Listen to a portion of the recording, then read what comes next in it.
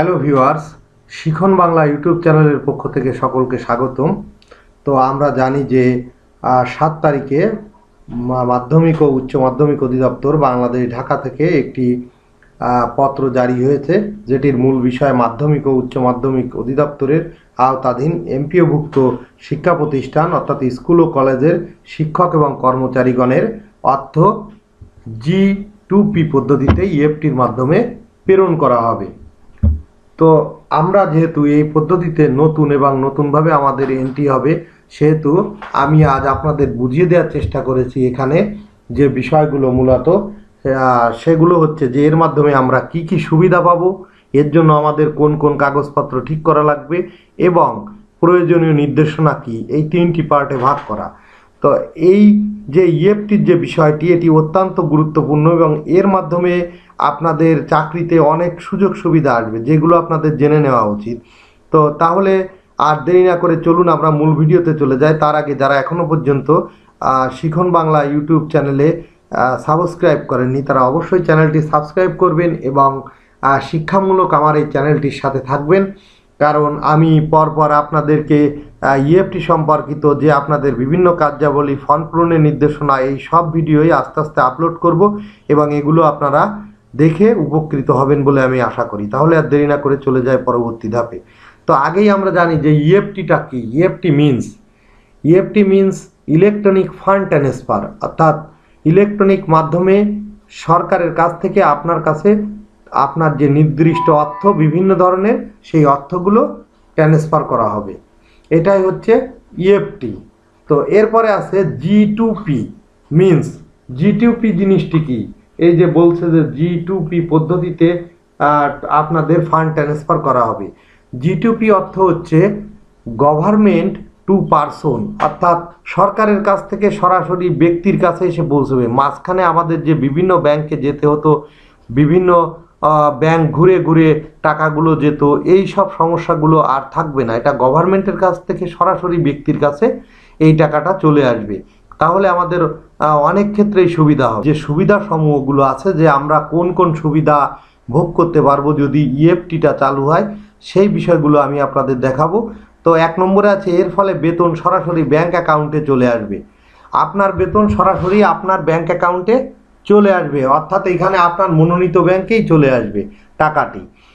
বেতন নির্দিষ্ট সময়ে পাওয়া যাবে, যেহেতু গভর্নমেন্টের কাছ থেকে বেতনটি সরাসরি ব্যক্তির অ্যাকাউন্টে পৌঁছাচ্ছে। মাঝখানে বিভিন্ন যে কর্মকাণ্ডগুলো হয়, যার ফলে আমাদের বেতন আমরা সময় মতো পাই না, সেই সব সমস্যাগুলো কিন্তু আমাদের আর থাকবে না। কারো বিল অনুমোদনের জন্য বেতন আটকে থাকবে না, অর্থাৎ অনেক সময় দেখা যায় যে বেতনটা যে অনুমোদন করে পাঠাতে হয় বিভিন্ন ব্যক্তির হাত দিয়ে, তো এই বেতন বিল অনেক সময় অনেকে অনুমোদন করতে চায় না বিভিন্ন কারণে। তো এই সব সমস্যাগুলো আর থাকবে না, নির্দিষ্ট সময়ে আপনি আপনার বেতনটি পেয়ে যাবেন। অবসরকালীন ভাতাও এই অ্যাকাউন্টে সময় মতো চলে আসবে। আমরা জানি যে অবসরে যখন আমরা যাই, তখন কিন্তু আমাদের অবসরকালীন ভাতা নিয়ে অনেক জটিলতার সৃষ্টি হয়। তো এই যে ইএফটির জন্য আপনি যে ব্যাংক অ্যাকাউন্টটি করছেন, আপনি মনে রাখবেন যে আজীবন আপনার চাকরিকালীন যত ধরনের বেতন ভাতা এবং সুযোগ সুবিধা সব এই অ্যাকাউন্টেই চলে আসবে। উৎসব ভাতা প্রাপ্তি সহজ হবে, অর্থাৎ যথাসময়ে আপনার উৎসব ভাতাটিও এই অ্যাকাউন্টে যোগ হবে। তো ইনক্রিমেন্ট ও অন্যান্য সুবিধা পাওয়া সহজ হবে। আপনার যে বাৎসরিক ইনক্রিমেন্ট যোগ হয় এবং অন্যান্য সুবিধা বলতে বিভিন্ন উচ্চতর ধাপ, উচ্চতর গ্রেড যে বিষয়গুলো, কিংবা শিক্ষক প্রশিক্ষণের পরে আপনি যে স্কেলগুলো প্রাপ্তি হন, এইসব প্রাপ্তিগুলো অনেক সুবিধা হবে। বেতন ভাতা ও অন্যান্য বিলে তারতম্য থাকবে না। অনেক সময় দেখা যায় যে একই শিক্ষক বিভিন্ন প্রতিষ্ঠানে বিভিন্ন রকম বেতন পায়, অর্থাৎ বেতনে দেখা যায় তারতম্য দেখা যায়। এই ধরনের সমস্যাগুলো কিন্তু আর এই ইলেকট্রনিক ফান্ডের মাধ্যমে থাকবে না। তাহলে সুবিধাগুলো আমরা নিশ্চয়ই বুঝতে পেরেছি। এরপরে আমরা দেখব যে আমাদের প্রয়োজনীয় কাগজপত্র যা সঠিক করে রাখতে হবে। আপনি মনে রাখবেন যে ইএফটিটা খুবই গুরুত্বপূর্ণ জিনিস, যেহেতু এটা অর্থ সম্পর্কিত বিষয় এবং আপনার সারা জীবনের চাকরিজনিত যত অর্থ সব এই অ্যাকাউন্টে আসবে। অবশ্যই আপনি এই বিষয়ে গুরুত্ব দিবেন এবং আপনি এই ওখানে দেখানো যত ধরনের কাগজপত্র বা যেগুলো বলা আছে, আপনি সব কিছু দেখবেন। এছাড়া আপনাদের যদি এই সম্পর্কিত কোনো প্রশ্ন থেকে থাকে, অবশ্যই আপনারা নিচে কমেন্টস করে জানাবেন, আমি চেষ্টা করব উত্তর দেওয়ার জন্য। তো এখানে প্রয়োজনীয় কাগজপত্রে প্রথমে আছে শিক্ষক কর্মচারীগণের জাতীয় পরিচয়পত্র, এনআইডি, অর্থাৎ এনআইডি কার্ড আপনার অবশ্যই লাগবে এবং এনআইডির সকল তথ্যটিও আপনার ঠিক মতো আছে কিনা সেটাও দেখে রাখা লাগবে। যেহেতু দ্রুততর সময়ের মধ্যে এই কাজটি সম্পন্ন হবে, না থাকলে আমরা এই ব্যাপারে এখনই আমাদের নির্বাচন কমিশনে সঙ্গে যোগাযোগ করে যে অফিসগুলো আছে আমরা অবশ্যই আমাদের জাতীয় পরিচয়পত্রটি ঠিক করব। এসএসসি বা সমমানের কাগজ অনুযায়ী এমপিও শিট ও জাতীয় পরিচয়পত্রের নাম একই থাকতে হবে, অর্থাৎ আপনার জাতীয় পরিচয়পত্রে যে নামটি ব্যবহার করা হয়েছে আপনার এমপিও শিটে ওই একই নামটি ব্যবহার করতে হবে। এমপিও শিট আর জাতীয় পরিচয়পত্রের নাম যেন ভিন্ন না হয়, আর এগুলো অবশ্যই এসএসসি বা সমমানের কাগজ অনুযায়ী, অর্থাৎ এসএসসি সনদপত্রে। এখন বলতে পারেন যে যারা কর্মচারীগণ আছে অনেকেই এসএসসি পাস না, তো যদি এসএসসি পাস না হয় তাহলে সর্বশেষ যে শিক্ষাগত যোগ্যতা সে অর্জন করেছে, অর্থাৎ অষ্টম শ্রেণী পাস হতে পারে, পঞ্চম শ্রেণী পাস হতে পারে, যেটা পাস করে সে ওই শিক্ষা প্রতিষ্ঠানে কাজ করে, ওই সর্বশেষ তার যে শিক্ষাগত যোগ্যতা সেই কাগজ অনুযায়ী তার এমপিও শিট এবং জাতীয় পরিচয়পত্রের নাম একই থাকতে হবে। ব্যাংক হিসাবের নাম শিক্ষক ও কর্মচারীগণের নিজ নাম ব্যবহার করতে হবে।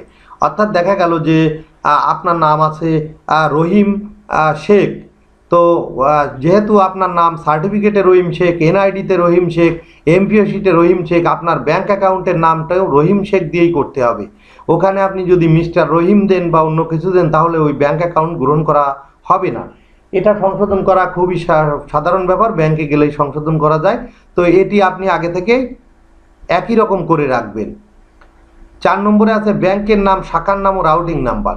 এখানে একটা কথা বলি যে আপনি এখন মনে করেন যে কোনো একটি নির্দিষ্ট ব্যাংক থেকে শিক্ষক কর্মচারীগণ বেতন তোলে তাদের উপজেলায়, এখন কিন্তু আর সেই সিস্টেম থাকবে না। এখন কিন্তু ব্যাংকটি আপনি আপনার সুবিধা মতো আপনার বাড়ির কাছে আপনি যে অনলাইন ব্যাংকগুলি আছে সেই ব্যাংকগুলিতে আপনি নিজের অ্যাকাউন্ট করতে পারবেন এবং সেই যে ব্যাংকের নাম, এটি কোন শাখা সেই শাখার নাম এবং ওই ব্যাংকের রাউটিং নম্বর ব্যাংকে জিজ্ঞেস করলে বলতে পারবে। তো এই রাউটিং নম্বর এগুলো আপনি সংগ্রহ করে এখনই রাখবেন। এরপরে আছে ব্যাংক হিসাব নম্বর, অনলাইন ব্যাংক। আপনি যে ব্যাংকের যে হিসাব নম্বর সেই হিসাব নম্বরটি লাগবে এবং আপনি অবশ্যই অনলাইন ব্যাংক ছাড়া নতুন ব্যাংক অ্যাকাউন্ট খুলবেন না। বেতন কোড ও বেতন কোডের ধাপ, এগুলি তো আপনারা বোঝেন, আপনাদের যে বেতন কোডটি আছে এবং বেতন কোডের যে ধাপটি আছে এটি আপনি সংগ্রহে রাখবেন।